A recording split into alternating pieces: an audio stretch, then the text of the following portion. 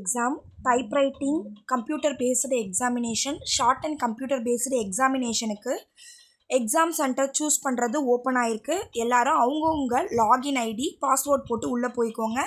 TNDTE-GTE online.in உள்ளே போயிட்டிங்கன்னா இந்தமாதிரி select CBE centre and பேட்ச்னு உங்களுக்கு ஒரு ஆப்ஷன் காட்டும். அதுக்குள்ளே போய்க்கோங்க. போன உடனேவே இந்த மாதிரி உங்களுக்கு டிஸ்ட்ரிக்ட்னு காட்டும். அதுக்குள்ளே நீங்கள் என்ன டிஸ்ட்ரிக்ட் கொடுக்குறீங்களோ அது கொடுத்துக்கோங்க. டிஸ்ட்ரிக்ட் கொடுத்தோடனே அந்த டிஸ்ட்ரிக்டில் எந்தெந்த சென்டர்லாம் ஆப்ஷனில் இருக்கோ அது உங்களுக்கு காட்டும்.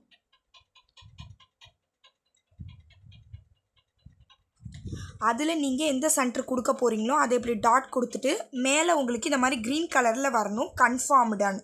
அதில் 4 செஷனில் நீங்கள் எந்த செஷன் கொடுக்க போகிறீங்களோ அதை சூஸ் பண்ணிவிட்டு சேவ் செலக்ஷன் அப்படின்னு கொடுத்தீங்கன்னா your booking is wait listed for confirmation another batch at the centre is currently less க்ரௌடட்னு சொல்லும்.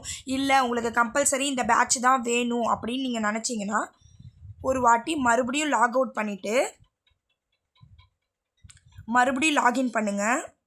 உங்களோட ஐடி எதுவோ மறுபடியும் லாகின் பண்ணிக்கோங்க. பண்ணி முடிச்சுட்டு நீங்கள் உள்ளே போயிட்டீங்கன்னா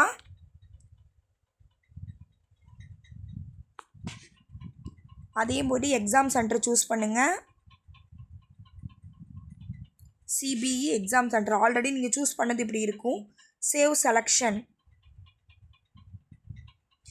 அப்படின்னு கொஞ்சம் நேரத்துக்கு கழிச்சு கொடுத்தீங்கன்னா உங்களுக்கு கன்ஃபார்ம் ஆகிடும். வெயிட் லிஸ்டட் ஃபார் கன்ஃபர்மேஷனில் இருக்கிறத கண்டிப்பாக நீங்கள் வந்து க்ரீனாக ஆக்கிக்கோங்க. ஒரு 1 or 2 டைம்ஸ் நீங்கள் அகைன் போயிட்டு சேவ் கொடுத்தீங்கன்னா உங்களுக்கு கண்டிப்பாக வந்து புக்குடு ஆகிடும்.